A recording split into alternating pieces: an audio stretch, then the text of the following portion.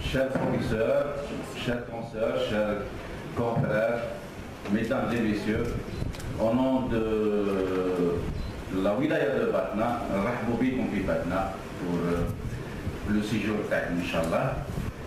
Au nom du directeur de l'école, Marhaba bikum l'école, nous sommes très honorés d'accueillir la journée mondiale de lutte contre le tabac et j'espère qu'elle sera une réussite. Sans plus tarder, je donne la parole au docteur Tapani pour des explications, un plan d'action de la journée. Merci. Bismillahirrahmanirrahim. Merci Monsieur le DSP.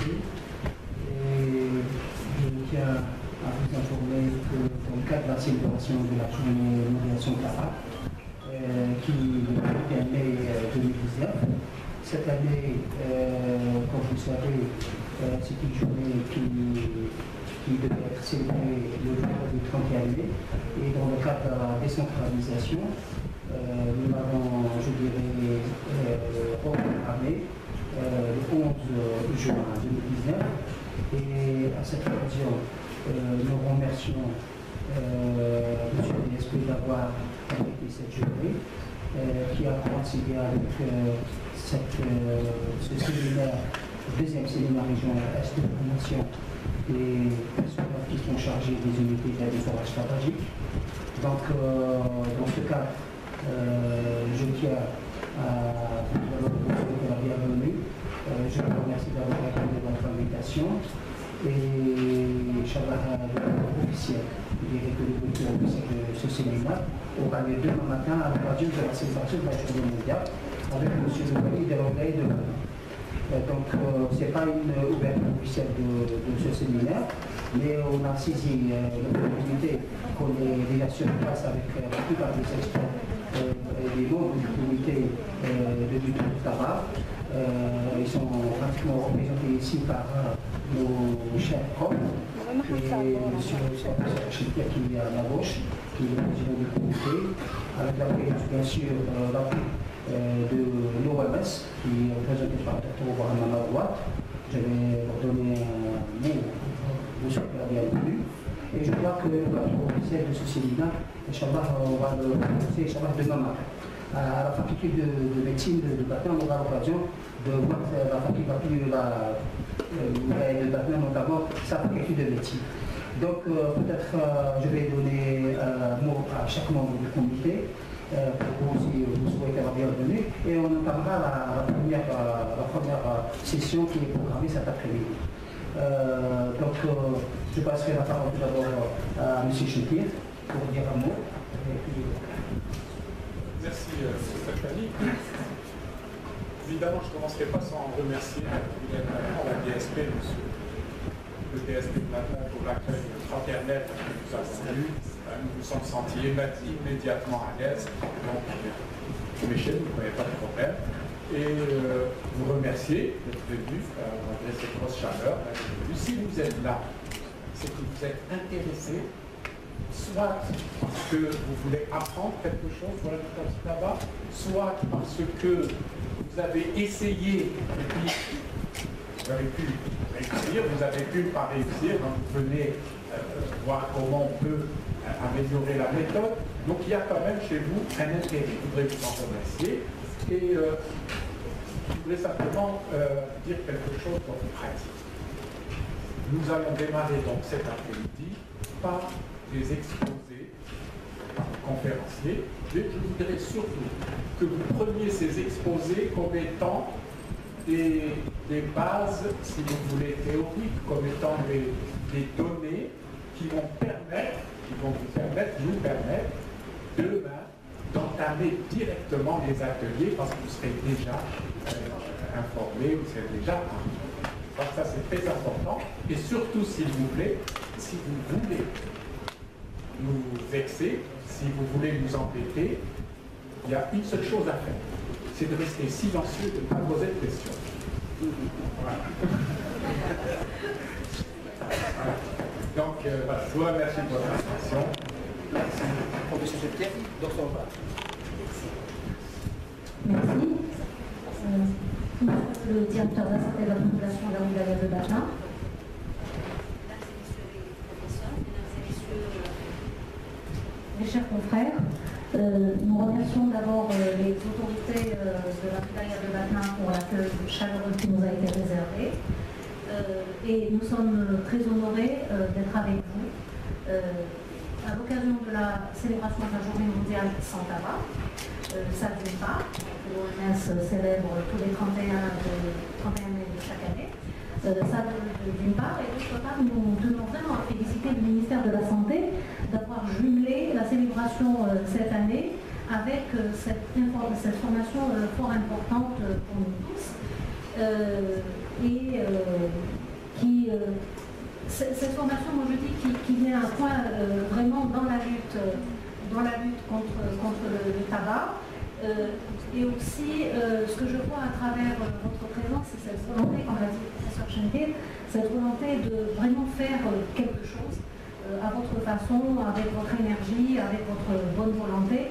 J'espère vraiment que cette formation sera bénéfique pour nous tous, que nous apprendrons tous ensemble, et je vous souhaite vraiment beaucoup de succès et beaucoup de courage dans votre exercice quotidien. Merci. Merci, Dr. Brown. Aussi, on va donner la parole aux membres du comité qui sont déjà présents, juste pour vous présenter, parce qu'on est obligé, même vous donner la parole pour se présenter, pour pouvoir vous connaître. Donc, professeur Christophe, je suis très heureuse de faire votre connaissance. J'espère qu'on va bien travailler. Je vais être bref. En tant que ma spécialité, c'est la pneumologie. Et donc, vous savez que cette année, le thème de l'OMS pour la lutte pour la journée mondiale, c'est santé respiratoire et tabac. Et donc, je suis touchée en premier lieu par le tabac en tant que pneumologue. Et donc, on va essayer un petit peu, au cours de ce séminaire, de voir un petit peu quelles sont les pathologies respiratoires dues au tabac. Et donc, on va pouvoir travailler. Je vous souhaite bon courage. Et je tiens avant de donner la parole pour remercier M. le Président pour ce accueil chaleureux. Merci. Bonne autorité chaque année et les invités chez vous. Et merci à l'OMS d'avoir veillé à aider M. Stéphane à l'organisation de cette journée. Merci. Voilà, je crois qu'on va avoir l'occasion de discuter pendant très longtemps. Vous allez voir tout à l'heure. Donc aujourd'hui, j'aurais espéré qu'on attaque parce qu'on est un tout petit peu en retard, mais comme ils ont tous veillé à vous dire bonjour, donc je suis gynécologue, vous allez dire, mais qu'est-ce que ça a à voir un gynéco dans le tabac? Alors c'est très simple, parce que tout le monde pose la question. C'est à cette question que je vais répondre, parce que M. Chipou vous a dit qu'il faudra poser des questions. Alors première réponse, le tabac touche tous les organes. Le poumon, le cœur, etc. Et peut-être la fertilité, dans un temps futur, vous allez voir qu'elle va souffrir beaucoup plus du tabac que les autres organes probablement. Merci. Merci, professeur Chacal. Professeur Chacal. Merci. Vous direz aussi, d'abord merci beaucoup à Patna, merci beaucoup pour votre présence parmi nous. J'espère qu'on a tous cette sauvegarde de la lutte contre le tabac. Qu'est-ce que fait un psychiatre? Je suis psychiatre.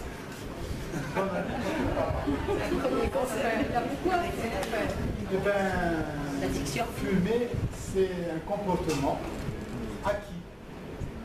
Il faut défaire. Voilà. Et on va s'y mettre tous. Voilà. Merci, professeur Chakali. Professeur Boubry. Bon, à mon tour, je remercie tout le monde, je suis pédiatre. Qu'est-ce que Alors, je pense que la lutte anti-tabac va commencer en amont, a priori. parce que ça touche l'enfant. Et l'acquisition de la première cigarette, c'est durant la période juvénile. Et donc je pense que c'est à ce niveau-là qu'il faudrait, même bien avant le jour, pour s'y attaquer. Voilà. Merci, professeur Goulet. Docteur Sana. Donc, bonjour tout le monde. Moi, je suis psychologue de formation. Notre présence ici, disons qu'elle s'impose, parce que dans la prise en charge du papa, il y a un temps médical, mais aussi un temps psychologique, lequel on va essayer d'éclairer avec mon ami professeur Chikiri demain, en vous souhaitant un bon séminaire. Pour remercier aussi l'esprit de cette équipe et toute l'équipe de bon courage. Le docteur Kamel Aït Ouveri, je suis épidémiologiste de formation. Peut-être demain, dans le cadre de la célébration, je vais insister un peu sur la place de l'information et de la communication pour la lutte anti-cancer. Merci. De nous avoir présenté cet accueil.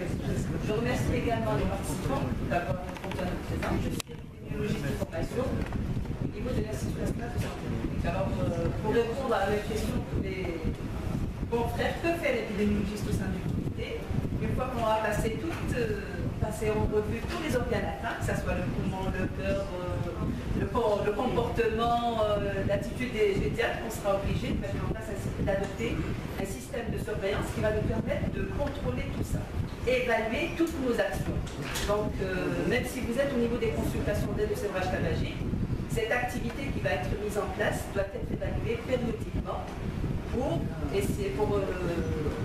aller de l'avant, sinon réajuster. Et on aura besoin d'indicateurs pour tout ça. Et je vous remercie, on aura l'occasion d'en discuter lors des 3 jours. Merci. Donc indirectement, nous travaillons ensemble pour la sensibilisation et le changement de comportement. Et j'espère que ces gilets jaunes vont vous donner de la visibilité et j'espère que vous allez les porter et vous serez fiers de dire non au tabac. Merci. Merci.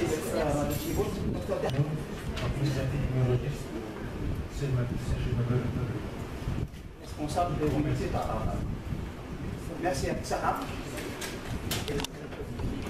Peut-être on va vous donner la parole, juste vous allez vous présenter, vous allez nous donner vos noms, prénoms, où est-ce que vous exercez, la fonction, où est-ce que vous exercez, et est-ce que pour votre unité d'aide de sevrage est opérationnelle ou non. Alors je ne vois pas comment. Éventuellement, voilà, monsieur Perfani, éventuellement, si vous permettez, qu'est-ce que vous attendez de ce séminaire? Très bien. Docteur Polino, bonsoir. Docteur Hakti Nawal, pneumologue, médecin-chef du SCTR de Dakar. Dakar, oui. Donc, notre unité. Donc, ce n'était pas fonctionnel. Elle n'est pas fonctionnelle. Elle est ouverte, elle est créée ou elle est créée? Créée, oui. Elle est créée sur papier. Sur papier, oui. Mais elle n'est pas opérationnelle. Non. Très bien. Alors si je peux me permettre, à ce moment-là de parler à votre place, je dis, posez une question, je vais poser ça. Donc ce que vous attendez de cet atelier, c'est de recueillir des informations qui vont vous permettre de faire fonctionner votre unité.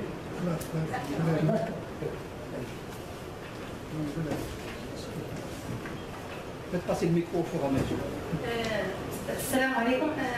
الاخصائيه النفسانيه بيان احلام مؤسسه الاستشفائيه مريم والدكتوره بالتوحيد.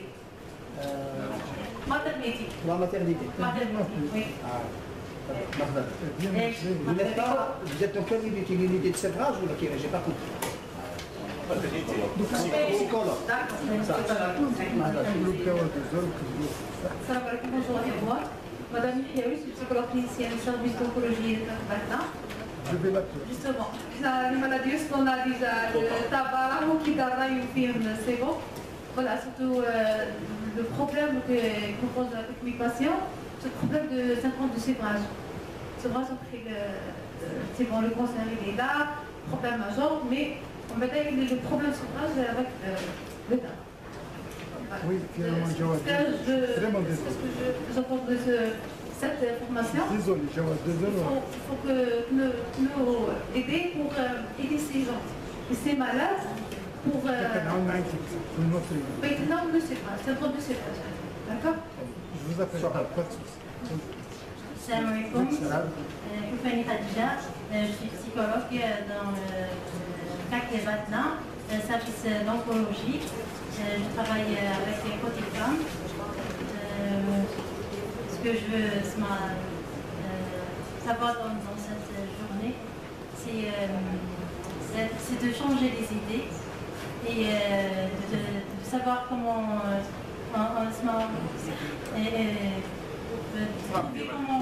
le changement des idées, d'expérience.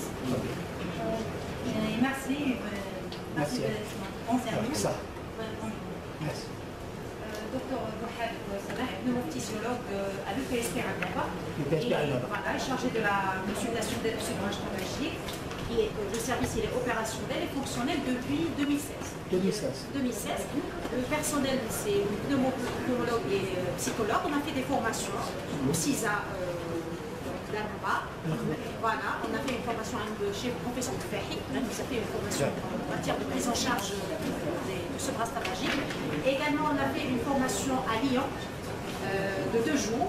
C'est un séminaire de formation également pour l'aide au sevrage tabagique. Donc on a essayé de faire des efforts personnels pour avoir les bases de la consultation et on attend bien sûr améliorer, avoir les éléments les plus importants pour nous orienter. Est-ce qu'on est dans la bonne voie ou non? Également d'essayer de trouver des solutions à des contraintes c'est-à-dire qu'on a rencontrées lors de la consultation et de la prise en charge. Et voilà, je vous remercie. Merci.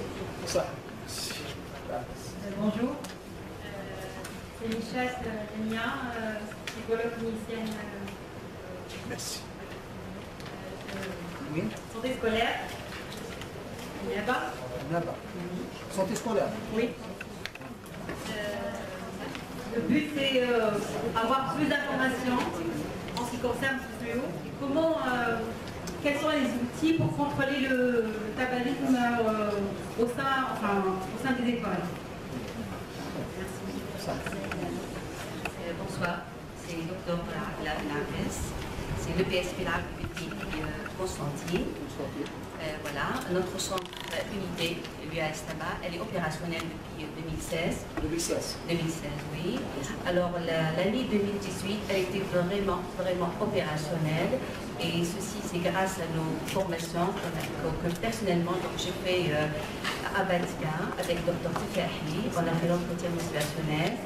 Aussi, avec ma propre initiative, j'ai été à Paris au service d'addictologie avec le professeur Xavier Lacay, à Saint-Anne. Et avec le professeur aussi Saadi à l'hôpital, j'ai fait donc 2 jours. Ce qui fait que l'année 2018 a été vraiment bénéfique et opérationnelle. Reste une chose, on a quand même des lacunes dans la prise en charge du fumeur et la satisfaction justement du fumeur suite à ces consultations. Voilà, et je vous remercie. Merci à ça. Bonjour à tout le monde, je suis Dr Aïcha, assistante en psychiatrie. Psychiatre. Je suis nouvelle, je viens de commencer dans mon service civil à TBSA. Donc je travaille au niveau du 6. Voilà. Donc on n'a pas une unité concernant le travail. Donc le but d'assister à ce type de séminaire, c'est pour avoir plus d'informations, d'apprendre quelque chose concernant la lutte contre la tabac. Merci à vous. Donc vous avez lancé la lutte contre le tabac au niveau de votre unité. Très bien. Bonjour tout le monde, je suis Simoniera, psychologue clinicienne, coordinatrice, aussi je suis psychopathologue. Je travaille au niveau des CISA et des SA, d'accord, l'unité opérationnelle, mais autonome, au niveau de CISA. Voilà, on fait des journées de sensibilisation à la radio, dans les lycées, les écoles, les universités. On essaie de faire quelque chose. Merci. Assalamualaikum, Dr Petefa, vice-responsable de l'unité de servage, d'aide au servage tabagique de PSP Ski.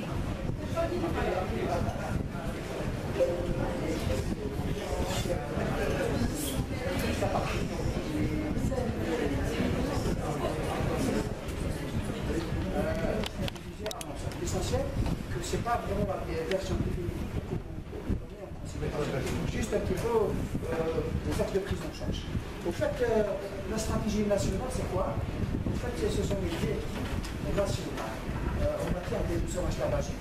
Comme vous le savez, il y a la stratégie nationale de l'étude du tabac basée sur la stratégie mondiale de l'OMS, parce que, en fait, l'OMS avait fait ce qu'on appelle une convention cadre pour la lutte anti-tabac.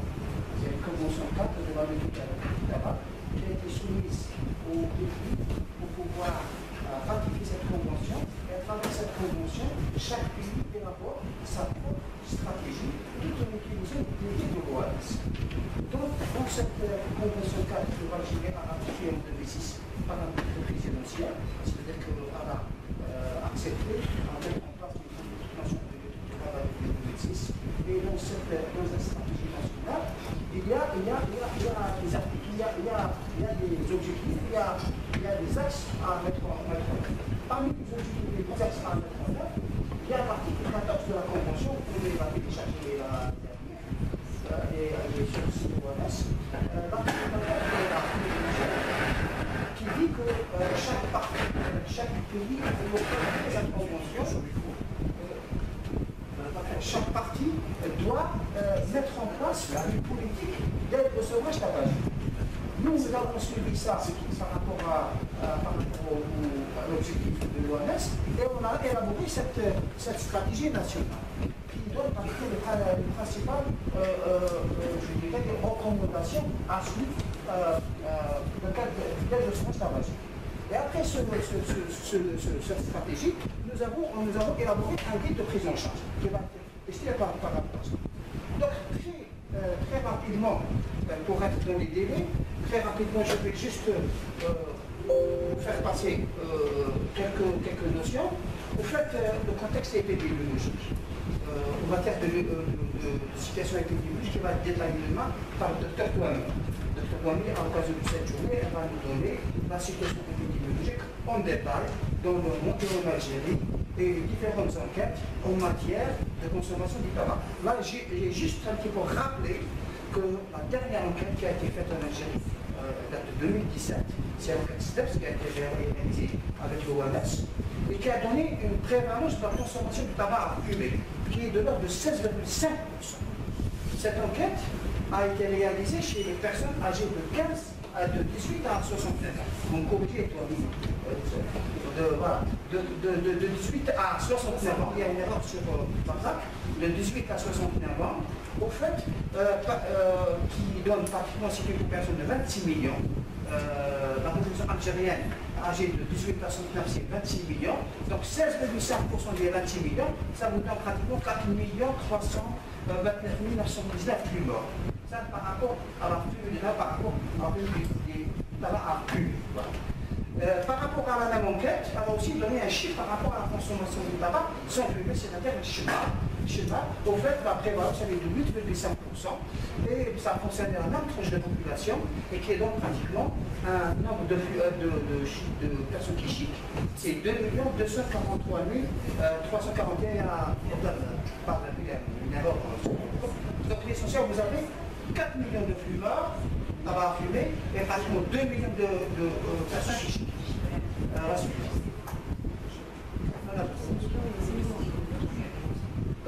Voilà, par rapport toujours au contexte épidémiologique, c'est tabac et environnement, quand même il y a 65% des jeunes adultes qui sont exposés à l'effet du tabac. Ça c'est l'enquête qui a donné aussi le tabac à l'intérieur des lieux publics, notamment à l'intérieur des domiciles, 65% sont exposés.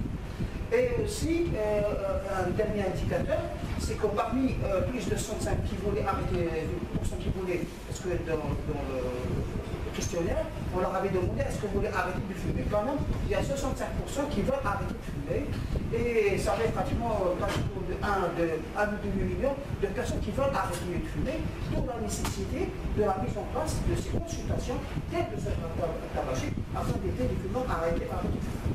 Allez-y.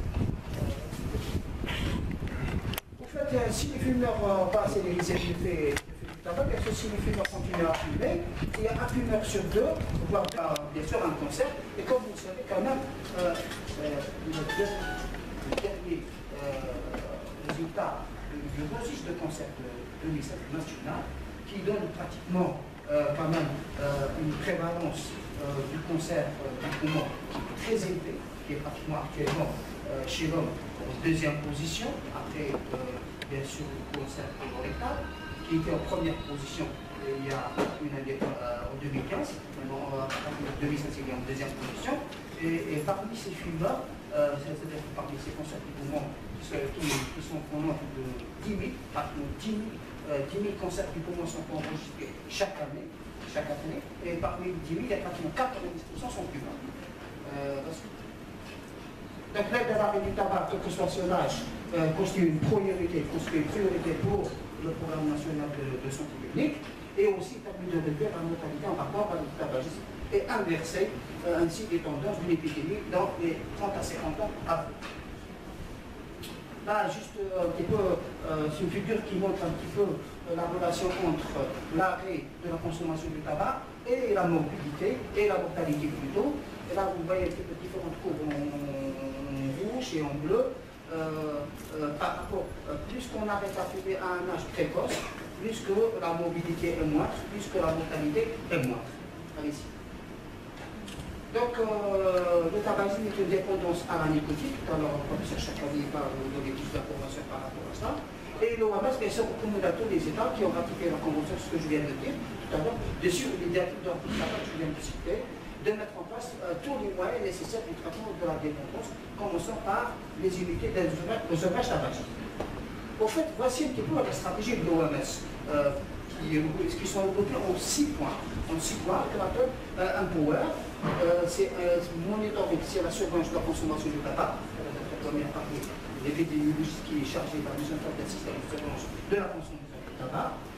Protéger les non-fumeurs de la fumée du tabac, c'est le tabagisme passif, c'est mettre en place des moyens afin d'éviter ce type de tabagisme. Offrir, voilà, et j'ai mis cette plaque qui pour vous montrer que parmi les 6 points de l'OMS, c'est offrir une aide pour l'arrêt du tabac. Donc c'est recommandé par l'OMS, c'est l'objet de ce séminaire. Bien sûr, un quatrième point, c'est la mise en garde contre les dangers du tabac, renforcer les interdictions pour la promotion qui à partir de l'interdiction de l'usage du tabac dans le milieu public, la publicité, etc. Et enfin, aussi, une dernière mesure pour pouvoir diminuer la consommation du tabac, c'est l'augmentation des taxes des produits du tabac, l'augmentation des taxes, l'augmentation des prix, pour que le tabac devienne plus cher et les fumeurs commencent à diminuer la consommation parce qu'il est cher, c'est une mesure qui a entraîné beaucoup de résultats dans beaucoup de pays. Donc, le cadre référentiel de ce travail, bien sûr, la stratégie a été élaborée sur la base de 2 documents qui ont été élaborés par le ministère de la Santé. Le premier document, c'est le plan stratégique multisectoriel de lutte contre les facteurs de risque des maladies non transmissibles dans le tabac. Au fait, ce plan stratégique qui regroupe toute une série d'actions et de mesures pour la lutte contre le tabac dans l'aide au sevrage tabagique. Aussi, au plan national cancer, pour la même période, c'est-à-dire de 2015 jusqu'à 2019, aussi le plan cancer reprend par rapport à certaines mesures d'action de lutte contre le tabac dans le sevrage tabagique. Ensuite, aussi parmi les cadres référentiels, il y a aussi 2 points très importants. C'est la création de ces consultations d'aide au sevrage tabagique. Tout d'abord, nous avons entendu, certaines disent que ces consultations sont mises en place depuis 2013, d'autres disent en 2015. En fait, ça a commencé en 2013. En fait, en 2013, il y avait une première note ministérielle qui dit qu'il fallait créer ces consultations de sevrage tabagique. Et puis, ça a été concrétisé par un arrêté ministériel signé par l'ancien ministre de la Santé en 2015, qui dit que ces consultations doivent être créées et doivent être composées par rapport au personnel, par rapport aux moyens, je dirais, locaux, par rapport à tous les documents nécessaires à cette consultation. Et maintenant, il reste un dernier point peut-être, c'est l'objet aussi de ces rencontres aussi. On a fait un premier séminaire régional centre, pour voir un petit peu qui a groupé les villages du centre, pour voir comment est-ce qu'ils sont opération par opérationnel. On est en train d'organiser l'Est. L'ouest et le sud, et après, il est obligé quand même de stabiliser ce personnel qui exerce Donc c'est une étude de consultation. Parce qu'au fait, ces unités sont créées, mais au fait, les fumeurs ne s'adressent pas vraiment à ces types de consultation pour pouvoir un petit peu, ils ne sont parfois pas informés, soit on dit que ces consultations ne sont pas opérationnelles, donc il fallait stabiliser ce personnel. On aimerait que vous soyez toujours au niveau de ces consultations et on va essayer d'institutionnaliser ces consultations par une décision ministérielle en disant que cette consultation est officiellement créée et composée de flan, pour pouvoir stabiliser le personnel. Enfin, j'ai dernier point aussi par rapport au financement de l'aide de sevrage tabagique. Vous savez que tous ces équipements que vous avez acquis dans le cadre du sevrage tabagique, on a équipé ces consultations en matière d'outil informatique, en matière de testeurs de CO, en matière de tout ça, ça a été dépensé sur la base d'un fonds, ce qu'on appelle le fonds des urgences. Il y a un fonds des urgences qui est créé, spécifique, qui est alimenté par la textile là-bas, et qui permet de financer la lutte anti-tabac. Donc il y a un financement pérenne par rapport à ce fonds. Donc l'objectif général, je vais aller trop vite maintenant, comme ça vous dit, parce que tout est dans le document. Je rappelle juste l'objectif général de la stratégie nationale, c'est de contribuer à réduire les maladies et les décès prématurés et au tabagisme par l'aide de sevrage tabagique. Comme objectif spécifique, il y en a au moins 3, c'est obtenir l'arrêt du tabac chez les moins, au moins de 10% par an. C'est l'objectif. Si on va commencer à être opérationnel, il faut que 10% des fumeurs arrêtent de fumer. Deuxièmement, c'est augmenter le tentative d'arrêt chez plus de 50% des fumeurs pour essayer de les inciter à fumer. Et enfin, motiver et soutenir tous les fumeurs dans les efforts pour l'arrêt du tabac. En matière d'objectifs, en matière de moyens, bien sûr, pour atteindre celui qu'il faut mettre en place des moyens, à savoir le réseau de soins et de santé pénale. En fait, la lutte anti-tabac commence au niveau des unités de soins de base.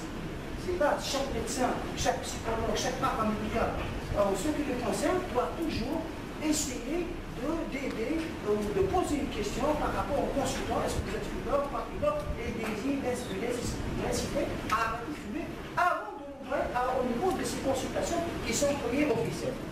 Les consultations d'aide de sevrage tabagique, comme on l'a dit maintenant, créées soit au niveau primaire, secondaire ou tertiaire, on va aller voir tout l'atelier. Et enfin, la nomenclature nationale des médicaments de qui constitue actuellement le seul point faible, je dirais, de ces consultations. Effectivement, aucune consultation actuellement ne dispose de ce type de médicaments, mais on est en train de travailler de telle manière à avoir ce qui est d'une manière gratuite dans un premier temps, et puis on verra comment ça va être payé par les fumeurs.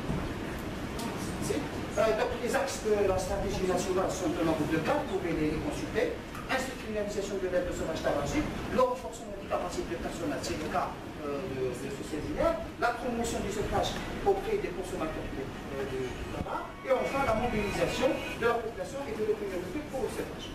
Allez-y. Donc, pour chaque axe, il y a au moins des objectifs, il y a des actions, il y a des mesures. Au total, il y a 11 objectifs, 32 actions et 119 mesures. Je vais les faire passer très rapidement. Le premier axe, institutionnalisation de l'aide au sevrage tabagique, c'est d'intégrer l'aide au sevrage dans les activités de routier, que je viens de dire, de renforcer les consultations, moyens, d'assurer la disponibilité accessibilité au traitement de la diagnostic. C'est le deuxième axe, c'est passé. L'axe 2, allez-y. L'axe 2, c'est renforcer les capacités des forces de la santé, c'est promouvoir l'application des pratiques cliniques pour l'aide de sevrage en ambulatoire et intra-hospitalier, fournir une formation appropriée aux professionnels de la santé pour la mission des compétences nécessaires pour l'aide de sevrage tabagique, et enfin, encourager les professionnels de la santé à mener des travaux de recherche dans ce cas. C'est l'axe 3. L'axe 3, c'est encourager les consommateurs de tabac à utiliser des services de sevrage, inciter les consommateurs de tabac à faire des tentatives d'arrêt, faciliter le maintien de l'abstinence chez les fumeurs qui ont arrêté déjà. L'axe 3, l'axe 4, pardon, c'est promouvoir des stratégies d'aide de sevrage dans la population, c'est de créer un environnement sans tabac, c'est d'augmenter l'accès à l'information, à la communication pour encourager les consommateurs à demander une aide au sevrage tabagique. Et enfin, promouvoir la recherche sur l'intégration d'autres interventions des recherches dans la population, par exemple la création de bureaux verts. Voilà. Je pense en conclusion, je dirais que l'aide individuelle à l'arrêt du tabac représente un axe fondamental. Il s'agit d'une mesure préventive majeure pour les maladies de tabagisme, notamment les maladies cardiovasculaires. Et enfin, je dirais que le sevrage constitue un partenariat fumeur et praticien basé sur l'acceptabilité des mesures proposées et la disponibilité des éléments stratégiques qui représente une mesure obligatoire du succès de l'aide au sevrage tabagique. Je vous remercie. Merci, Dr Jafani, d'avoir respecté votre temps de parole. Et donc, après avoir vu la stratégie nationale, nous allons voir avec le professeur Fisser nous montrer les méthodes d'aide à ce sevrage tabagique. Merci, Monsieur le Président. Mesdames, Messieurs, chers collègues, chers amis, juste une petite remarque, Monsieur le Président, sur le programme. Vous avez fait une heure. Et on va essayer, vu qu'on est très en retard, de passer sur certaines tâches.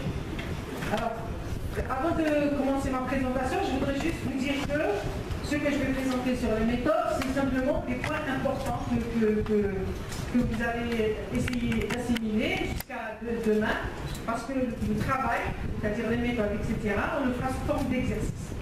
D'accord?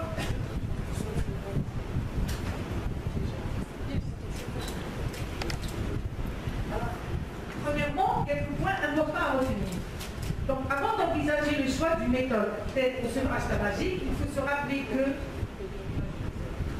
chaque fumeur est unique. Chaque fumeur est différent. Sa façon d'arrêter de fumer ne sera pas celle des nôtres. Il est difficile d'affirmer qu'une méthode est meilleure qu'une autre. On va vous présenter, bien sûr, on va vous dire que ça c'est plus efficace, mais en fin de compte, c'est les résultats qui vont nous le dire. Et le résultat est strictement individuel. Ça dépend de fumeur par rapport à l'autre. Alors, pour déterminer la méthode la plus adaptée pour arrêter de fumer, il faudra s'intéresser surtout à l'histoire du fumeur. Chaque fumeur est un cas particulier. Et donc, chaque fumeur, le médecin traitant et l'équipe d'aide au sevrage doit choisir des méthodes différentes, complémentaires, etc. Enfin, la réussite, ce que vous devez retenir qui est très important du sevrage, est étroitement lié à la motivation de chaque fumeur et à son degré de dépendance. C'est pour ça que l'importance de cette dépendance nous a fait mettre au programme la communication que va vous présenter le professeur Chakabi, parce que sevrage égale dépendance. C'est un antagoniste qu'il faut casser. Alors, premièrement, avant d'aborder le problème de la méthodologie, pour choisir, connaître une méthode de sevrage, il faut un prérequis. Et donc, le prérequis à l'objectif d'apprentissage des méthodes d'aide de sevrage tabagique, c'est de tester la motivation. Il ne sert à rien de choisir une méthode de sevrage si on n'a pas testé la motivation, si la motivation n'est pas bonne. Donc, on doit tester la motivation la plus simple. Vous avez le test, un test simple. Combien est-il important pour lui d'arrêter de fumer? Et vous allez lui demander de classer la réponse sur une échelle de 0 à 10. 0, il n'a aucune motivation. Ben, on s'arrête, c'est pas la peine de casser la tête. 10, très forte motivation. Donc, on passe à choisir la méthode d'aide au sevrage. Donc, deuxièmement, évaluer la conviction. Vous posez la question, si vous décidez d'arrêter de fumer, quels seraient les avantages pour vous? Et vous allez aussi évaluer la confiance. Posez la question, si vous décidez d'arrêter de fumer, croyez-vous que vous pourriez y arriver? Et donc, nous avons des échelles de réponse de 0 à 10, 0 à 3 faible, 4, 6 moyen et 7 à 10 forte. Et donc, après avoir testé cette motivation, nous allons aborder le point qui nous intéresse, c'est-à-dire les méthodes d'aide au sevrage tabagique. Alors, maintenant, une échelle qui est très intéressante pour le médecin qui s'occupe d'aide au sevrage tabagique, qu'on appelle, elle a été développée par un monsieur qui s'appelle Kostka. Et donc, vous allez voir un petit peu le type de fumeur que vous avez, et demain va venir votre conduite à tenir. Pré-intention. Le sujet fumeur n'a pas encore envisagé d'arrêter de fumer. Là, ça ne sert à rien de choisir une méthode. Il faut juste lui dire le conseil minimal. C'est pas bon, la cigarette contient ça et ça et ça. C'est pas bon pour votre santé. Et on s'arrête. Il n'est pas motivé. Intention. Il pense à arrêter de fumer, mais il est encore envie d'aller. Donc là, il faut renforcer la motivation. Oui, c'est bien, je crois que vous allez décider, vous allez y arriver, etc. Troisièmement, décision. Il prend la décision d'arrêter de fumer et élabore une stratégie d'arrêt. vais l'aider à mieux parfaire ses stratégies. Cette stratégie doit être personnelle, mais vous, en tant que scientifique, vous allez lui dire non, si vous faites ça, ça ne va pas marcher, il faut mieux faire ça. Quatrièmement, l'action. Il est activement engagé dans le changement, il arrête de fumer. Donc maintenant, on va commencer à lui donner les méthodes de sevrage tabagique. Enfin, il a commencé, il a arrêté, il a une méthode de sevrage, il a repris le sevrage tabagique. Donc, monsieur, tout à l'heure, le docteur Aïtoubli vous a donné les objectifs généraux de l'atelier. Moi, je vous donne les objectifs par rapport aux méthodes. À la fin de cette question, et quand on aura fait cet exercice, des ateliers, vous devez connaître les différentes méthodes d'aide au sevrage tabagique. Donc, 5 objectifs. Deuxièmement, identifier les méthodes d'aide appliquées pour les cas particuliers. Parce que nous avons des cas particuliers. Ils sont non seulement fumeurs, mais ils ont des comorbidités, par exemple. Ils sont toxicomanes, ils ont une attaque psychiatrique, etc. Choisir la méthode d'aide au sevrage à appliquer pour son patient. C'est ça le plus important. Vous allez me dire au cours des exercices, mon candidat, il est ça, il est jeune, il est au chômage, il est comme ça. Donc, voilà la méthode que je vais appliquer. Celui-là, il a aucune comorbidité, il est sportif, il veut vraiment arrêter, voilà le postulat. Énumérer les étapes d'application de l'art ou les méthodes d'aide, vous allez choisir. Et là, on va le faire sous forme d'exercice. Enfin, il faut toujours évaluer ce qu'on a fait, donc évaluer les résultats de l'art ou les méthodes d'aide au sevrage tabagique appliquées. Donc voilà les 5 objectifs que vous devez atteindre à la fin du point du chapitre des méthodes d'aide au sevrage tabagique. Alors, suivant. Alors, quelles sont les méthodes d'aide au sevrage tabagique? Nous avons deux groupes. Les méthodes non médicamenteuses, qui sont l'accompagnement par le professionnel de santé. Et cet accompagnement doit se faire dans un soutien psychologique initial. Et on verra que c'est le point le plus important. Et enfin, ce qu'on relie comme une thérapie cognitive et comportementale, TCC, que sûrement vous devez connaître en tant que psychologue. Et enfin, il y a d'autres moyens qui sont l'exercice physique, l'acupuncture, l'hypnose, on en reparle. La deuxième méthode, ce sont les méthodes pharmacologiques, c'est-à-dire les médicaments. Alors nous avons des traitements recommandés. Dans le maître traitement, c'est le traitement nicotinique de substitution, les TNS. On a des médicaments non nicotiniques. Et enfin, il ne faut jamais oublier le négatif, c'est-à-dire le médicament qu'il ne faut jamais donner à un malade qui est en situation d'aide de sevrage tabagique. On le verra plus tard. Alors commençons par les traitements non médicamenteux.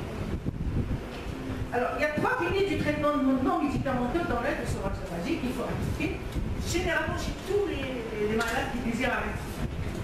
Premièrement, l'accompagnement psychologique par le professionnel de santé. Deuxièmement, l'exercice physique. Il faut absolument faire du sport à vos candidats. Et troisièmement, il y a d'autres moyens qu'on verra un petit peu, qui sont plus ou moins intéressants, plus ou moins importants. C'est l'hygiène de vie, l'autosupport, on verra ce que c'est, le soutien téléphonique qui existe dans certains pays, et enfin les thérapies comportementales, psychocorporelles, comme le yoga, l'acupuncture, l'hypnose, etc. Bon. Alors, on va commencer par l'accompagnement psychologique du professionnel de santé, c'est-à-dire le médecin et le psychologue et l'infirmier. Il ne faut jamais oublier l'infirmier, c'est lui qui reçoit en premier les patients. Nécessite des entretiens ou des consultations dédiées face à face entre un fumeur et son soignant. C'est-à-dire que je peux lui donner un conseil minimal au cours d'une consultation, asthme, BPCO, angine, mais la consultation pour l'aider à arrêter de fumer, elle doit être dédiée juste à ça. Je ne m'occuperai pas des autres problèmes qu'il a. Sauf ceux qui sont en rapport avec le sevrage. Alors, il comprend le soutien psychologique et les thérapies, comme on l'a dit tout à l'heure. Bon. Alors, comment on va faire à peu près? On n'a pas besoin, je suis à la moitié du psychologue ici, et moi, c'est mon avis, j'estime que c'est l'avis de tous les scientifiques. Le premier psychologue d'un malade ou d'un candidat au sevrage, c'est le médecin. Hein? C'est-à-dire, je vais vous donner un exemple, j'ai un médecin généraliste qui suit un asthmatique. Il le suit, il le traite, etc. Mais il arrive un moment où il se sent dépassé. Il envoie chez le pneumologue. Le pneumologue va lui dire, il faut faire ça, et il le renvoie. C'est la même chose pour le médecin qui s'occupe d'un malade qui veut arrêter de fumer. Il va essayer, lui, le soutien psychologique. Mais parfois, on aura besoin d'une technique particulière en psychothérapie, il faut le psychologue. Et parfois, on a besoin même du psychiatre, on verra tout à l'heure. Donc, quelles sont les approches? C'est une approche simple. L'approche comportementale, on va essayer de vous intéresser à sa vie intime, sociale, les sources d'émotions, le suivi environnemental, est-ce qu'il vit dans un bon environnement ou un environnement tout mauvais, il y a des gens qui boivent, il y a des gens qui prennent du cannabis, ou non, il vit dans un milieu où il a des copains, toute sa famille sportive, etc. Et vous voyez que là, il y a une grande différence pour la facilité. Et donc cet environnement va déclencher la pulsion tabagique. Enfin, il faut lui, dans ce contexte-là, on va l'aider à contrôler dans un apprentissage. On va lui donner des astuces pour qu'il évite les stimulus, il renforce l'abstinence et augmente la confiance en lui-même. Deuxièmement, l'approche. Donc dans l'approche psychologique, on a le tabagisme va offrir 3 services au fumeur. Plaisir, le soutien à la relation sociale, il reste avec ses copains, il fume, il joue à la match, etc. Et l'effet anxiolytique. Malheureusement, c'est ceux qui disent je n'ai jamais fumé, mais c'est ce que disent tous les fumeurs. Quand je fume, j'ai moins d'angoisse. Et donc, on va chercher la chose qui va lui donner plaisir pour remplacer ce plaisir de la cigarette par un autre plaisir. On va essayer de voir comment il peut remplacer avec ses copains, ses matchs avec la cigarette par autre chose. On va voir si on peut. Et on va essayer de voir la situation qui va lui donner de la place pour la remplacer par une situation de stress. Enfin, donc, qu'est-ce qu'il doit faire le médecin? Je ne parle pas du psychologue, je ne suis pas psychologue, je ne parle pas du directeur du psychologue, mais le médecin, c'est généraliste, c'est fréquent, il y a des choses simples à faire. L'empathie, la confiance et le soutien. C'est ça que a besoin de. Et comment ça va se faire? Eh bien, on va l'écouter d'abord. Écouter. Il a un problème, il ne faut pas lui dire il faut arrêter. Écoutez, pourquoi il ne peut pas arrêter? Pourquoi? Et enfin, on va lui donner des directives scientifiques. Voilà, si tu as ça, tu peux faire ça, etc. Mais l'écoute, c'est la fonction la plus importante quand on en prend un malade psychologiquement. Enfin, les thérapies, on est obligé de s'en parler. Malheureusement, elles n'existent pas beaucoup en Algérie, peut-être dans certains services spécialisés de CHU. Donc, qu'est-ce que c'est que les TCC? Ce sont des thérapies, peut-être au atelier, le psychologue et le professeur Chakali auront plus de l'information que moi. Donc, ce sont des thérapies brèves, ciblées sur un ou deux comportements problèmes, structurés, limités dans le temps par un nombre de séances. 10 à 25 séances, ce n'est pas plus. Alors, ils ont un intérêt dans tous les stades du sevrage. Quand on n'arrive pas à faire sevrer un fumeur, on peut les utiliser à tous les stades. Alors, on va travailler sur la dépendance, les situations qui vont, les circonstances de la consommation du tabac, le comportement, qu'est-ce que je fais quand j'ai envie de fumer, les émotions, ce que je ressens quand je fume ou ce que je ressens quand je ne fume pas, et enfin les commissions, ce que je pense maintenant, j'ai fumé, ce que je pense quand j'ai lutté pour ne pas fumer. La suite. Alors, quelle est la place de ces thérapies, de ces TCC? Elles permettent d'établir une alliance thérapeutique et d'augmenter la motivation. Alors, ils vont essayer par un nouvel apprentissage de lui faire éviter un comportement anormal. Donc, elles visent à augmenter la motivation et la confiance en soi, prendre en charge les troubles anxio-dépressifs, renforcer l'efficacité du traitement médicamenteux, gérer de façon optimale le syndrome de sévrage et prévenir les réussites. Alors, je vous donne deux références bibliographiques qui sont très importantes. Il a été prouvé par 2 enquêtes très importantes que les TCC augmentent les chances de réussite par rapport à un traitement médical seul. Et ça a été testé 6 mois après le début de l'aide au chômage. Deuxième chose, plus on pratique ces TCC, elles augmentent, l'efficacité augmente avec le nombre et la durée des entretiens. Donc, pour en terminer avec ces TCC,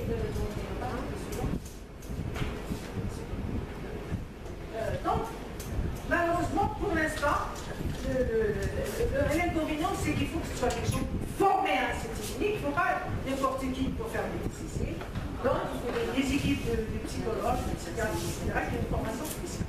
Et donc, j'espère qu'avec le groupe d'experts, on pourra arriver à faire peut-être quelques cellules avec l'aide du professeur Chakali, de TCC dans certains. Au moins, on peut commencer par les CHU et après, on le fera dans les autres groupes. Alors, l'accompagnement, j'insiste beaucoup sur l'accompagnement psychologique parce que c'est la pierre angulaire de la prise en charge du fumeur. Alors, nous allons avoir deux types de situations. Nous sommes Nous avons un fumeur qui est motivé, il n'a pas de comorbidité sévère, il n'a pas d'autre addiction sévère, c'est-à-dire pas de cannabis, pas d'alcool. Et donc, nous avons le médecin, le psychologue, l'unité de sevrage suffisent à le prendre en charge. Il faut un soutien psychologique, comme on en a parlé, et lui dire rapidement comment on ça. Hein? Tu as envie de fumer quand tu t'énerves, et bien au lieu de fumer, tu vas me faire courir. Allez, tu sors et tu vas courir au bord de la mer. Par exemple, ça c'est un conseil qu'on peut donner. Deuxièmement, nous avons le fumeur difficile, qui n'est pas souvent très motivé. Il y a des comorbidités sévères, donc parfois des comorbidités psychiatriques. Une addiction qui prend aussi peut-être de l'alcool, du cannabis.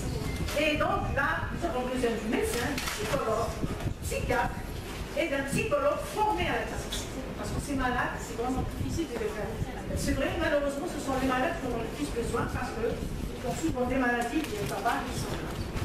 Et là, se discute, et là, peut-être qu'il faudra aussi des RCP, des réunions, chaque année. Je ne sais pas si vous êtes d'accord avec moi, pour décider de mettre un traitement neurologique ou pas, c'est mal. Ah, c'est des malades. Non, c'est des malades. C'est un bon suivant. Alors, deuxième point important, on a dit que le premier point d'être de sevrage tabagique non médicamenteux, c'est la psychothérapie. Deuxièmement, l'activité physique. Avoir une activité sportive dans une excellente motivation pour arrêter de fumer. En plus, l'autre côté, c'est que l'arrêt du tabac améliore les conditions physiques et facilite l'accès des objectifs de performance. Il a été prouvé que la pratique d'activité physique régulière aide à combattre les états physiologiques, comportementaux, psychologiques du manque. Alors que nous, on a vu que le plus grand problème du climat, c'est le syndrome de manque. L'activité physique aide à un meilleur contrôle du poids. La peur de la prise de poids est un frein. Beaucoup de fumeurs refusent d'arrêter de fumer parce qu'ils ont peur de grossir, surtout les femmes. Donc, c'est important de jouer sur l'activité physique pour ne pas que quand on arrête de fumer, pour ne pas grossir. Je vous ai mis des références ici importantes qui vous montrent que l'activité physique ou sans activité physique dans le cadre de syndrome de truc améliore. Alors, quelles sont les activités que peut faire? Que peut faire quelqu'un qui doit aider un candidat au sevrage? Il doit respecter les goûts du patient, c'est-à-dire que, bien sûr, quand il est obèse, etc., il faut faire un bilan cardiaque, etc. Il doit commencer dès le début du sevrage. Les bénéfices commenceront à apparaître au bout de la 8e semaine. On doit pratiquer au moins 2 à 3 fois par semaine. Quelles sont les activités intéressantes pour un candidat au sevrage? C'est les activités d'endurance, la marche, la course à pied, le vélo, et les activités de résistance, les haltères et les abdos. Pardon. Alors les autres moyens, je vais passer rapidement parce que malheureusement, ils n'existent pas encore dans notre pays. Ce sont les soutiens téléphoniques. Il y a des pays verts dans les pays européens et américains. On appelle quand on a envie de fumer, etc. On passe parce que... Les autres, c'est l'autosupport. Il y a des logiciels qui sont sur Internet, dans les autres pays qui veulent qu'on peut le détourner. Malheureusement, j'en ai pas vu en français, je ne sais pas, mais en anglais, ils existent. Et donc, il y a des forums où un fumeur va rentrer et dans le logiciel, il va voir ce qu'il a gagné en arrêtant, combien de jours, qu'est-ce qu'il doit faire, quelles sont ses faiblesses, etc. Les autres moyens, alors, il y a des thérapies comme le yoga, l'hypnose, beaucoup de learning lecture. Et bien, c'est exactement comme on disait avant Jasmati. On disait qu'il a fait on va lui dire ça, on lui dit non, il va quand même le faire et peut-être qu'il va abandonner la consultation. Oui, tu peux le faire, mais à condition que tu n'abandonnes pas le reste de la prise en charge. Voilà ce qu'il faut dire. Donc, tant qu'elle n'a pas été prouvé qu'elle fasse du bien, mais il n'a pas été prouvé qu'elle fasse du mal. Donc, si le candidat a envie de le faire, on continue. La suite. Alors, comme on l'a dit, donc ces thérapies peuvent diminuer le stress, etc. et faire du bien au malade, donc il n'y a aucun mal à ce qu'il les fasse. Mais attention, concernant l'acupuncture qui fait gagner beaucoup d'argent à beaucoup de monde, aucune preuve scientifique n'a objectivé son intérêt pour cela.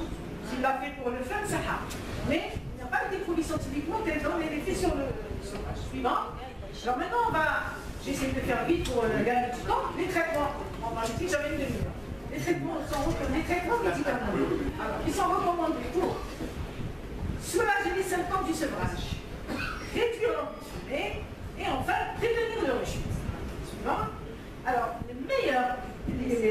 les les substituts nicotiniques sont le meilleur traitement, le médicament de choix. Comme il a été prouvé qu'à 6 mois, les TNS augmentent l'abstinence de 50 ou 70%. Vous voyez leur importance. Deuxièmement, les médicaments non nicotiniques, on va les voir tout à l'heure, ils ont fait des traitements normaux. On y va. Je ne vais pas vous lire tout ce tableau, c'est ennuyeux, mais sachez que parmi les substituts nicotiniques, vous avez bien sûr les patchs transdermiques, on verra ça au atelier, et c'est dans le guide qu'on vous a distribué. Il y a les gommes en machine, il y a les pastilles, vous avez les doses et secondaires et tout. Dans ce tableau, vous le verrez dans le guide. Alors, quand tout à l'heure j'ai insisté sur la psychothérapie due au médecin, mais pas d'être psychologue, là, ces points sont très importants par rapport aux substituts nicotiniques. Une cigarette égale 1 mg. Donc un patient fumant 20 cigarettes par jour recevra un patch de 21 mg. Les termes transdermiques et les phases sont les plus utilisées. Elles permettent une meilleure observance, elles permettent de maintenir une nicotinine stable au cours de la journée et sont rarement à l'origine d'intolérances locales. Il vaut mieux combiner l'oral et les termes transdermiques quand on donne les TNS. Enfin, la durée du traitement est de 8 à 12 semaines jusqu'à 6 mois. Et la diminution doit être progressive. Un traitement pharmacologique associé à un soutien psychologique doit toujours être utilisé dans la dépendance sévère. Alors, les médicaments non nicotiniques, on en a 2. Ces médicaments sont d'usage délicat, leur prescription par un psychiatre doit être strictement contrôlée. La varenicline et l'ibupropion sont des médicaments de seconde intention dans la stratégie de prise en charge chez les sujets fortement dépendants. Alors, nous, les experts du monde d'experts, en Algérie, on a un centre d'essai clinique en recherche opérationnelle. Parce que vous savez très bien que le varenicline a été incriminé dans les suicides.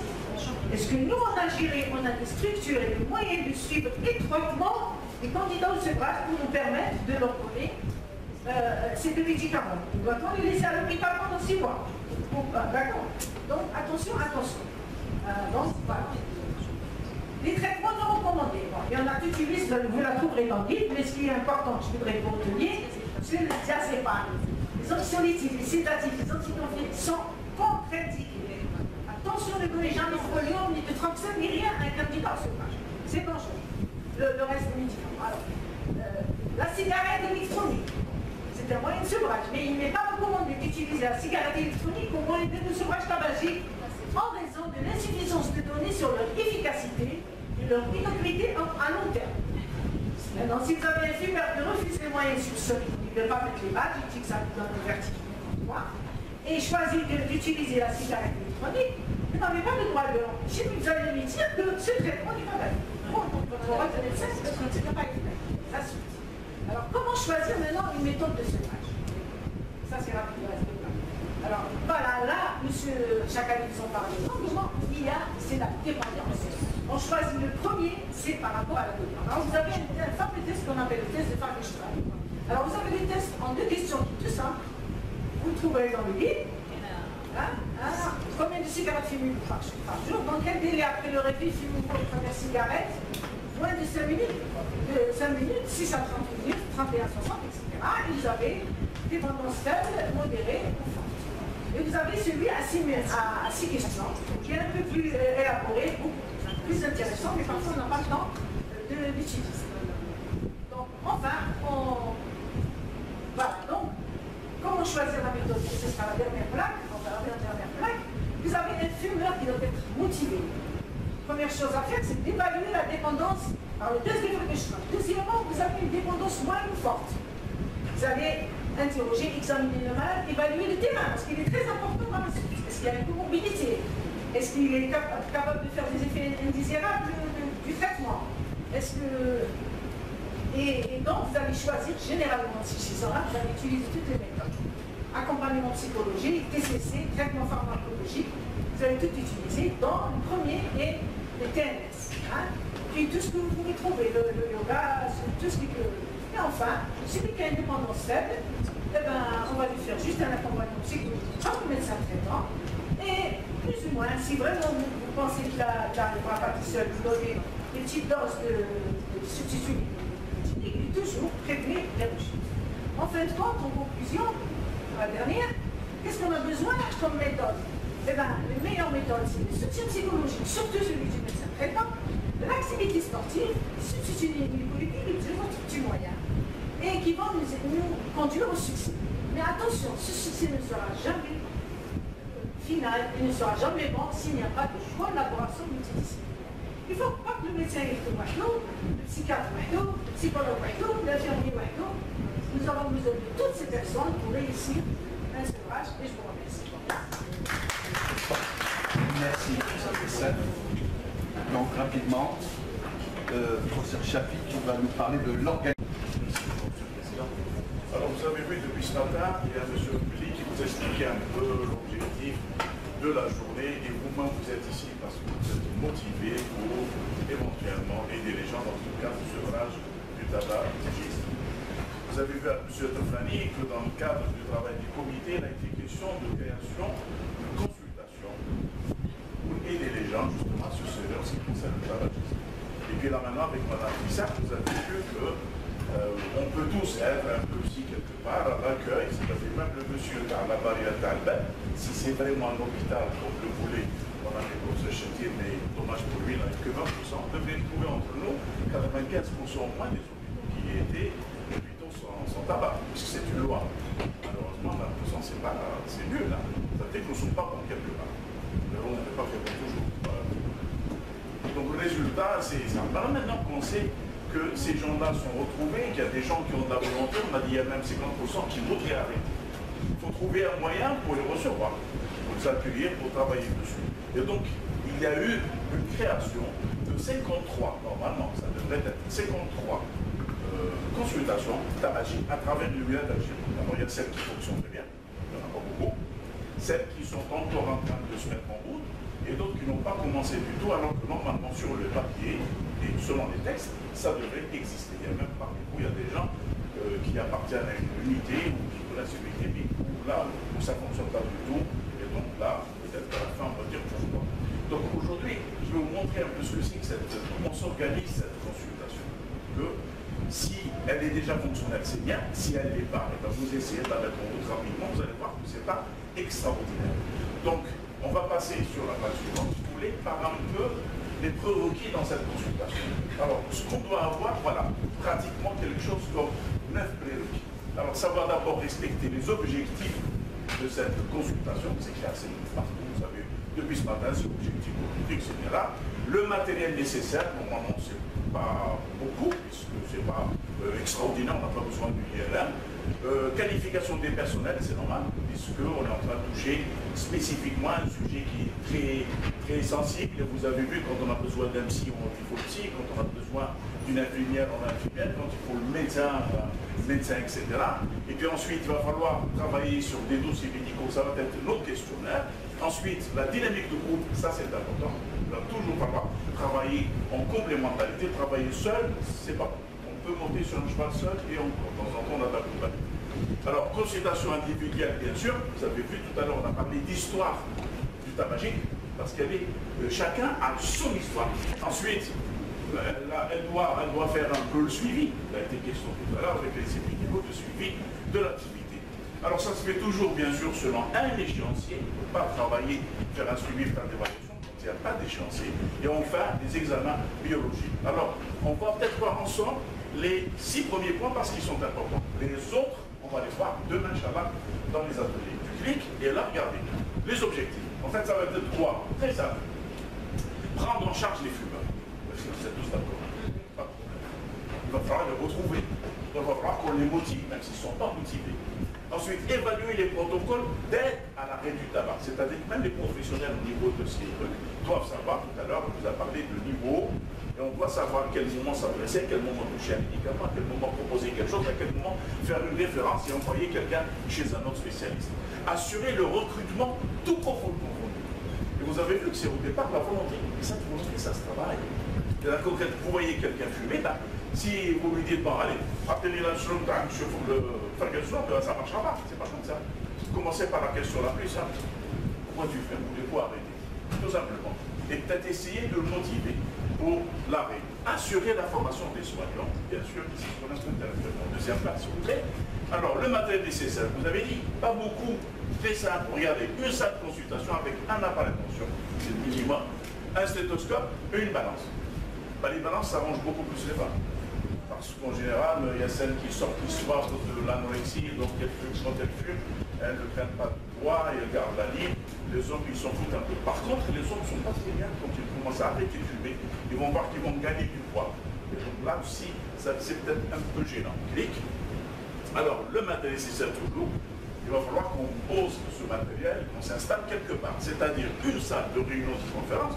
Rappelez-vous qu'on avait dit qu'il y avait un travail de groupe, un travail en collaboration, qui va être muni d'un vidéoprojecteur pour pouvoir expliquer ce qu'on peut faire de la sensibilisation, continuer encore à parler des dangers, peut-être écouter les histoires des autres, et puis se présenter certaines choses, pourquoi pas des blagues, en tout cas c'est des choses qui vont nous permettre. Mais nous avons des instruments qui sont extrêmement importants. Les analyseurs de CO sont importants, parce qu'il va falloir qu'on sache celui qui est vraiment malade physiquement, puisque tous, vous avez dit tout à l'heure, vous avez entendu, ils sont tous malades, les fumeurs du point de vue psy. Alors, physiquement aussi, ils peuvent être, il y a ceux qui sont affectés carrément par la maladie, ceux qui ne sont pas encore parce qu'ils sont encore au début, parce qu'ils fument d'une certaine manière, ils ne sont pas très accros, on va dire. Et ensuite, un système d'enregistrement. Ça fait partie des dossiers, mais en fait, on va dire des cahiers, des fiches, des ordinateurs imprimants. Et là, vous allez avoir dans l'histoire de dossier, un dossier médical très simple. On peut rester sur la version papier quand on commence, mais si on est très bien assis, on a l'outillage nécessaire, on peut passer rapidement à une version informatique. Pourquoi pas? Donc l'essentiel, c'est de pouvoir prendre un maximum d'informations pour que les évaluateurs puissent ensuite faire le suivi et faire le pourcentage des choses et comprendre comment ça se passe. Mais sinon, s'ils n'ont pas d'informations, même un outil informatique ne peut pas travailler. Donc il nous faudra un minimum de choses. Alors, il faudrait bien sûr de la qualification. Donc dans cette qualification, pour prendre la charge, c'est quoi?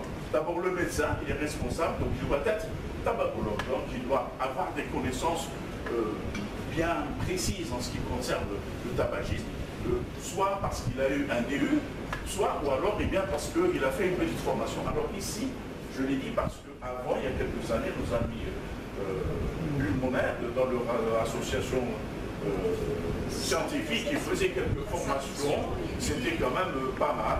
Mais là, bon, quand on ne peut pas, en tout cas, il a même été demandé par le comité qu'il y ait une certaine formation dans cette stratégie de tabagisme, enfin de la sensibilisation. Pourquoi pas à l'université?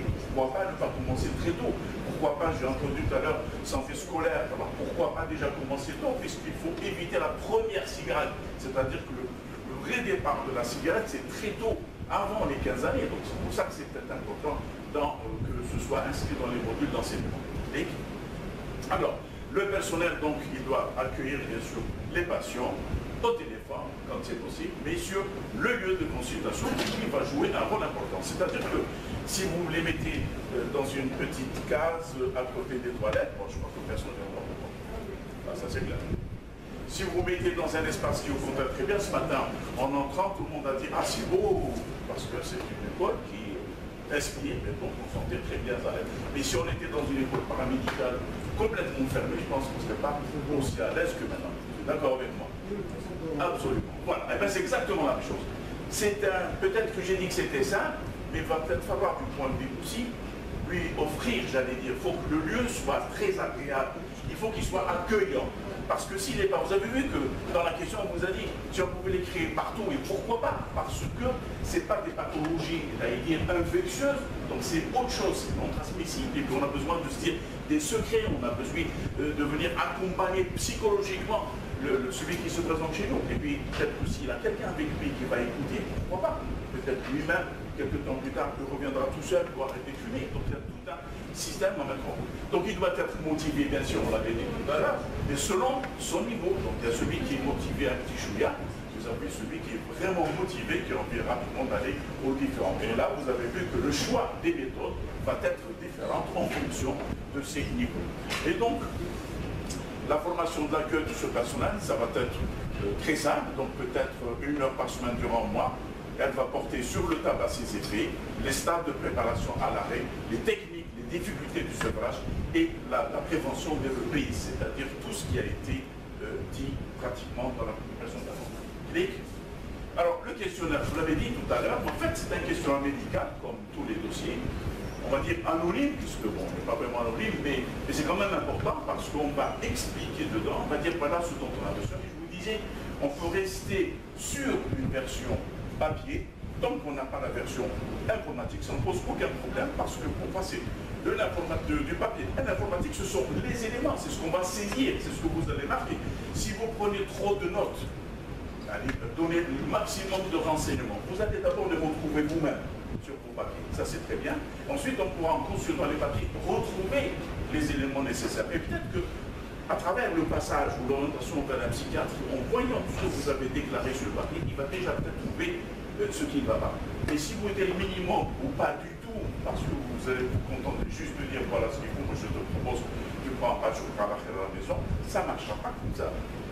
Alors, bien sûr, là on l'avait dit tout à l'heure, il faut noter toutes les caractéristiques du fumeur, vous avez vu, et on vous a dit sur la seconde communication que chaque fumeur a une histoire à raconter, une histoire qui est totalement particulière, individuelle.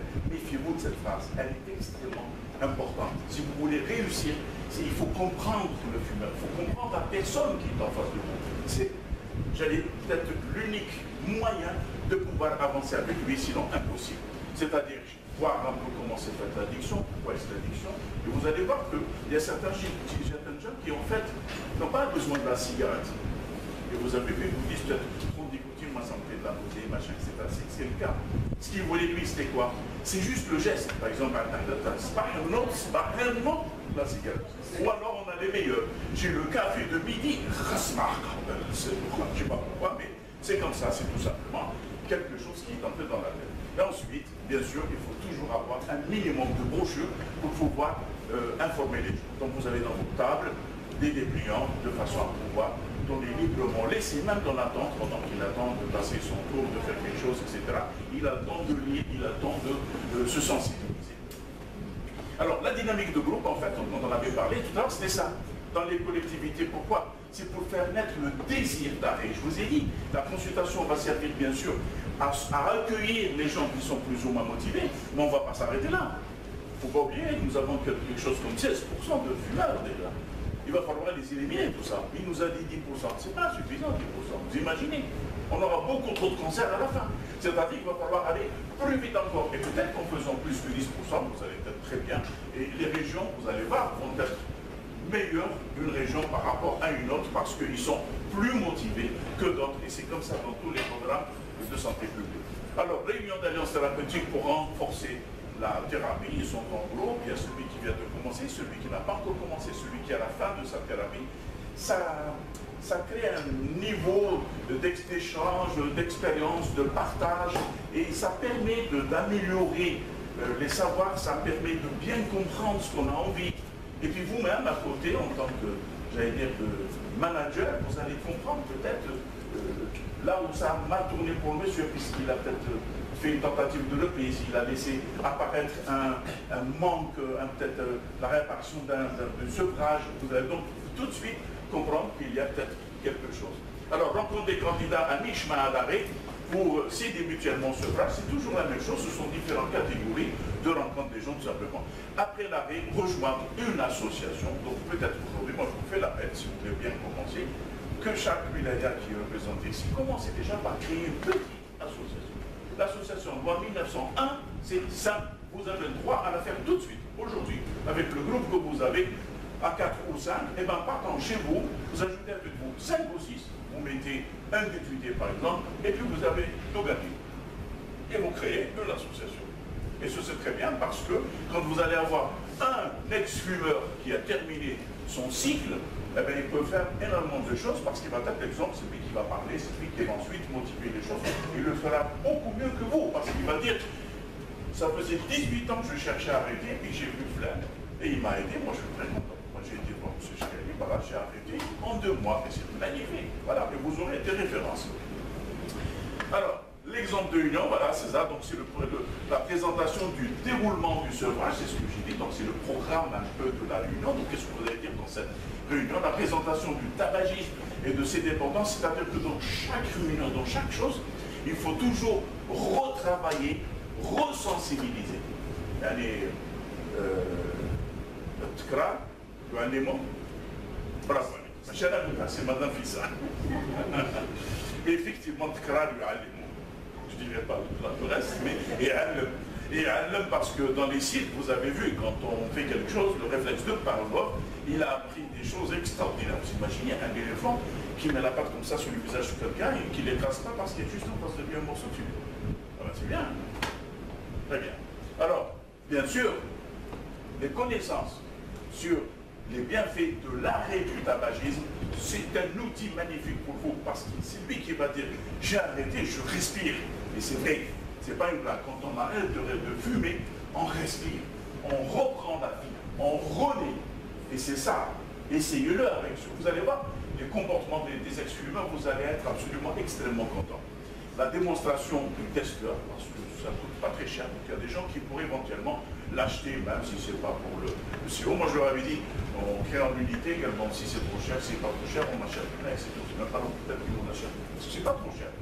Il y a des gens, il y a des entrepreneurs, on parle d'entrepreneurs, qui peuvent acheter sur 3 ou 4, si vous mettez, je ne sais pas s'il y avait un surveillant tout à l'heure, s'il a vite envie de commencer, il appelle un copain avec, il va acheter, il va une pharmacien ou ce qu'il faut peut-être, c'est changer les embouts.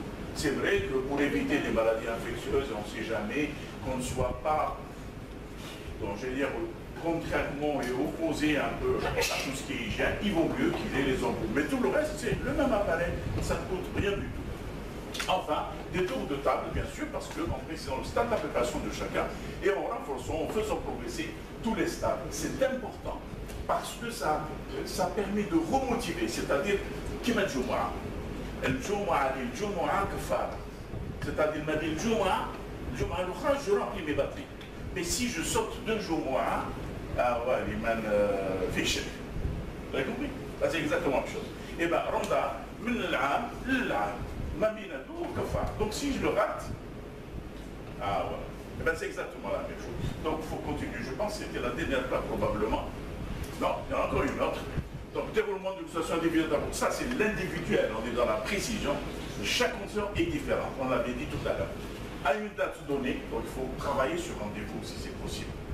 Sauf s'il se présente lui-même parce qu'il est dans une situation psychologique où il a envie de parler. Là, il faut absolument l'accueillir rapidement. Mais sinon, travailler au rendez-vous, ça vous permettra d'être organisé, de ne pas avoir beaucoup de monde, de ne pas avoir de chalut, puis travailler librement. C'est-à-dire que quand quelqu'un vient, le régime fait du haut parce qu'il est pressé, il a juste le quart d'heure, une demi-heure avec vous, une heure, vous n'avez pas pour lui dire ah non, il faut attendre, il y a quelqu'un. Non, l'Algérien ne sait pas attendre. C'est dans nos gènes. Voilà. Donc il va falloir un peu retravailler tout cela en fonction de son vécu. S'il vous dit que, allez, on va prendre l'exemple de la femme, on va être là. S'il vous dit que c'est tous ces problèmes du monde entier, malmara, si vous ne faites pas gaffe et que s'il n'y a pas un psycho, le psychiatre, etc., pour aider, ça ne marchera pas. La même chose pour l'homme. L'homme aussi va vous dire, la femme aussi va vous dire, c'est l'homme, c'est lui qui m'a appris à fumer. Donc très souvent, il y a des choses qui sont très personnelles, dans lesquelles on va demander peut-être une référence parce que c'est spécifique, c'est particulier, il y a des situations très particulières qu'on verra aussi demain éventuellement. Et enfin, l'avancement des choses, bien sûr. Le suivi d'activité, consultation sauvage, donc c'est la consultation sauvage tabagique, on leur dit, disons, des indications, des indicateurs de l'évaluation. Délai moyen entre demande rendez-vous et première consultation, un mois minimum. Nombre de nouveaux malades par an, nombre de consultations par patient, les taux de sevrage 3, 6 et 12 mois. Donc vous allez voir les chantiers demain dans les ateliers, vous allez choisir d'un nom, organiser le suivi du fumeur dans le processus de sévrage par le traitement comportemental, on en avait parlé tout à l'heure, l'appétit, la prise du poids au cours du sevrage, j'en avais parlé aussi, sevrage, alcool, et vous l'avez vu, ils peuvent être aussi un peu associés, celui qui prend de l'alcool, il a envie de prendre aussi une cigarette. Donc il va peut-être falloir travailler les deux addictions ensemble. Prévention de reprise, situation à risque. Tout à l'heure, j'avais dit qu'il y avait des situations à risque. Là maintenant, vous avez d'autres moyens qui sont apparus. Avant, on ne les avait pas. Vous savez qu'actuellement, on a des cigarettes d'imitation dans lesquelles la Chine, je suis le pays tant pis, mais n'importe quoi, je ne sais pas si vous le savez, mais ils mettent même les produits, les déchets qu'ils ne savent pas éliminer, et les machins, ils les mettent dans la cigarette, vous le savez ça. Et ils mettent tout dedans, tout. Il y a des insectes, des rats, des machins, des tortues mortes, tout ce qui n'est pas recyclable quelque part, ils le foutent dans les cigarettes, ça marche très bien. Mes modifications. Ça s'allume bien. Ça s'allume bien en plus. Ok, enfin, c'est peut-être le dernier mot, modification du comportement. Et puis voilà, je vous remercie, je suppose cette Merci pour cette avis. Donc, la parole. Donc, merci, Monsieur le Président, Monsieur le Président. Beaucoup de choses ont été dites sur ce que j'avais à vous dire. Je vais m'adapter au contexte et je vais peut-être pas reprendre tout ce qui a été dit, mais peut-être donner quelques informations parce que comme M. Tefani l'a dit ce matin, nous sommes dans un contexte, ça s'est vu tout à l'heure. À localiser, c'est local, c'est comment je sais pas,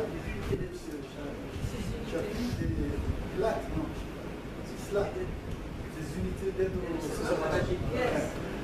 on a quelques difficultés à aller. Moi, à mon avis, il faut être raisonnable. C'est-à-dire pour mettre en place les 6 ans, ce qui était les 6 ans. Ça fait maintenant depuis 2006,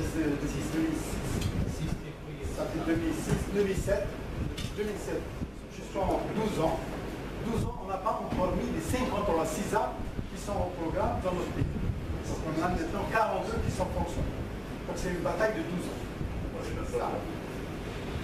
Oui, mais M.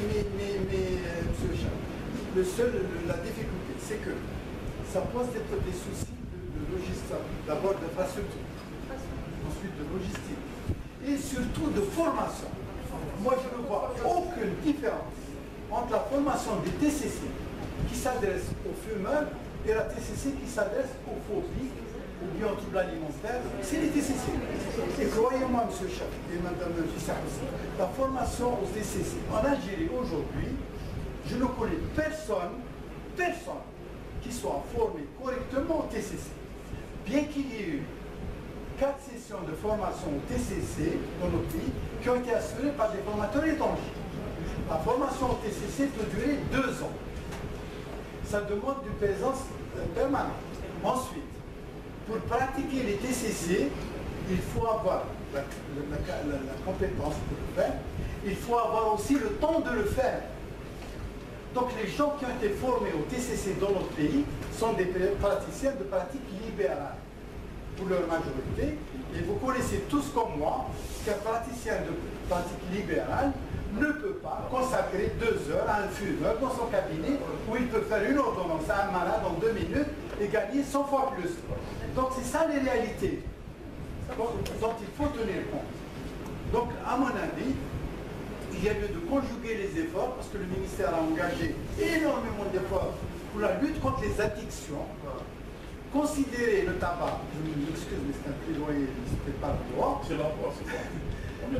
Mais il faut absolument mutualiser les efforts, mettre en place des équipes, l'infirmier à sa place, toute sa place, l'éducateur à sa place, le psychologue à sa place, le médecin généraliste à la place principale, comme le dit le Dr Fissa. C'est lui le premier. C'est à lui que doit revenir le fumeur. Même s'il passe par une phase de TCC, il doit revenir à son médecin traitant, médecin généraliste. Le médecin généraliste, c'est le pivot principal. C'est lui qui doit lutter contre le tabac avant tout le monde. Que ce soit dans les aspects préventifs et surtout même dans les aspects curatifs.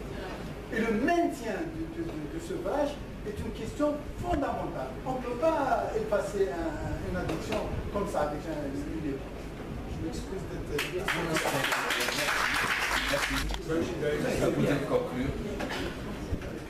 Merci de Vous savez, normalement, ce programme est marqué question. Mais l'administration de l'école nous dit qu'il doit fermer boutique. Bon, on va être un petit peu impoli et puis ne pas avoir entendu. Alors, peut-être on prend 2 questions, 3 parmi les plus, peut-être qui nous tiennent plus à cœur. Oui.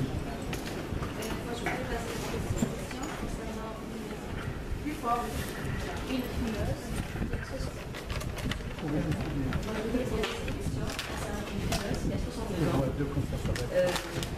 a aussi dans le sauvage de la Belgique, on est passé au sous. On a arrêté 7 mois, mais actuellement elle est sous code que j'y arrive pas à la surveiller. Est-ce que je peux considérer ça comme une forme de ressource?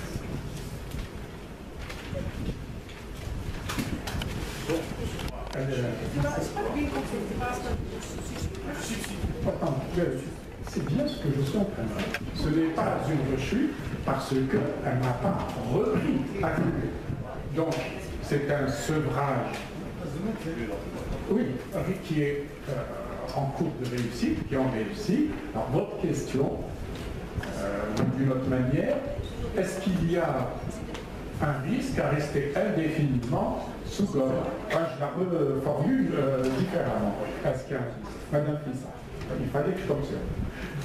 Comme je l'ai dit en premier, chaque cas est un cas. D'abord, il faut être sûr, est-ce qu'elle n'a pas repris? Parce que souvent, ceux qui...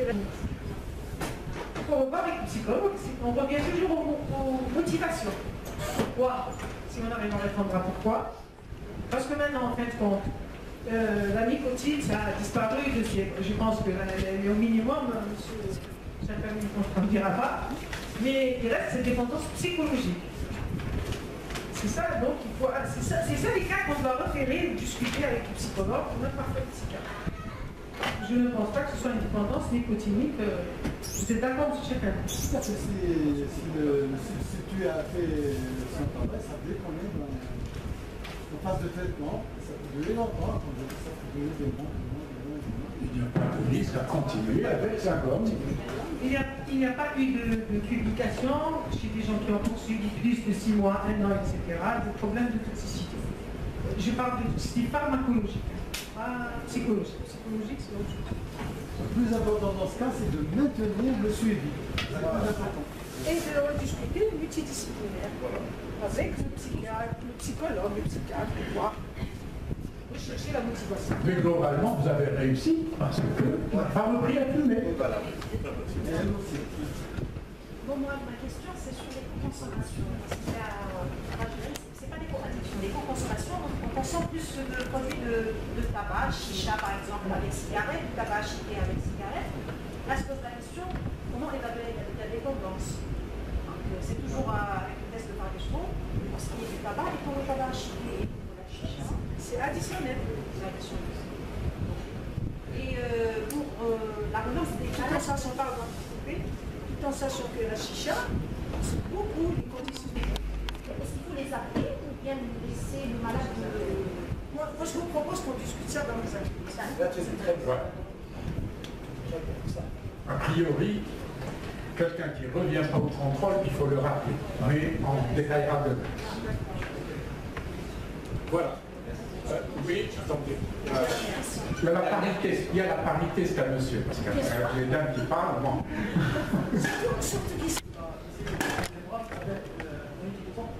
La cigarette électronique.